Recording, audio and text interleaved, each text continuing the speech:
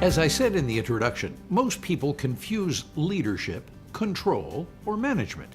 So this segment of our course is about understanding leadership and understanding how it differs from management and other activities.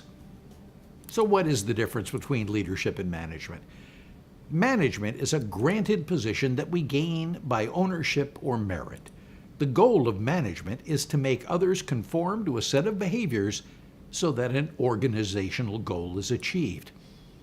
In any organization, management has a degree of power over others. Managers can reward or punish those on their teams. The rewards they can grant are individual advancement, money, more salary, or the success of the team. The punishments they can impose are reductions in money, lack of advancement, or horribly even separation from the team. Ritual and display are a critical part of management. The corner office, the ability to call meetings that others must attend, the ability to issue announcements, even the clothes managers wear, all denote position and are a part of this required ritual and display. Many people working in organizations at a lower level confuse the ritual and display with the actual power wielded. They think that sitting in the corner office automatically makes them a manager, or that wearing a suit and tie qualifies them to be a manager. Leadership, on the other hand, is only earned by developing followers. No one person and no organization can appoint you a leader. You gain followers not by having them assigned to you, but by having them decide they want to follow you. Your vision of the future, the accomplishments of some goal or objective, and the methods you plan to use to arrive at that future or goal must attract others who want to join you in your efforts. A leader does not have the power to reward or punish those that follow him. Followers develop their own rewards by being a part of your efforts, realizing your vision, being part of your team. In order to be a leader, you must be able to communicate your vision, mission, and values in such a way as to make them attractive to others. Very often, there are no rituals or displays needed to denote leadership, just an acknowledgement that others are part of your vision. Most of us see the President of the United States as an example of leadership, and it is true that many presidents, no matter the party or time, are indeed great leaders. However, most of us think that Air Force One, the White House, Secret Service agents, limos and motorcades, and a massive staff are all integral to the president's leadership, when in fact, they are the rituals and displays of the senior manager of our government, the president.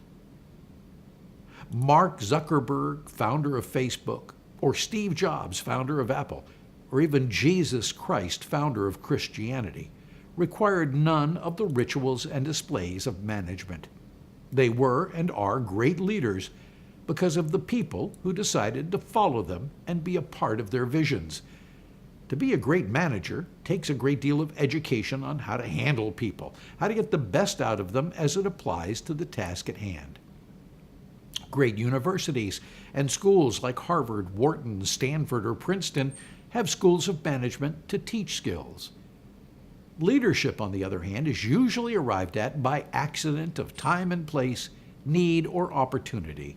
The things to consider for great leadership in any field are understanding the role of leadership in any sector of life, having a higher purpose or vision for which you have a passion, being aware of what is going on in the world around you, communicating your vision and passion, understanding the passion of others and how they will react to your vision, having a set of values that are acceptable to others, and of course, having courage, overcoming your fear so you may attempt some great things.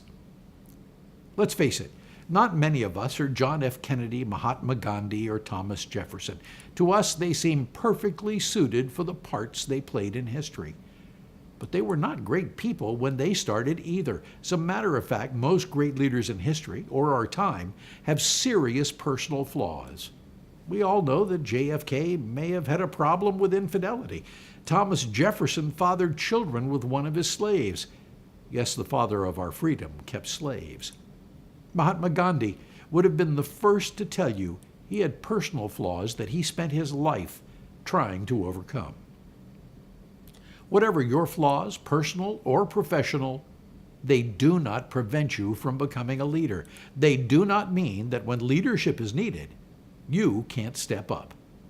You may not need to be a Kennedy or Martin Luther King. You may only be called upon to lead an effort in your family or your community. Your part may be to help create a new and better life for you and your fellow citizens. Perhaps you want to lead in your homeowners association, your city elected boards, or your state legislature. You may feel the need to lead others to improve education for the children in your school system. Whatever the calling, you can lead. You just need to decide to do it. Hopefully, this course will help you.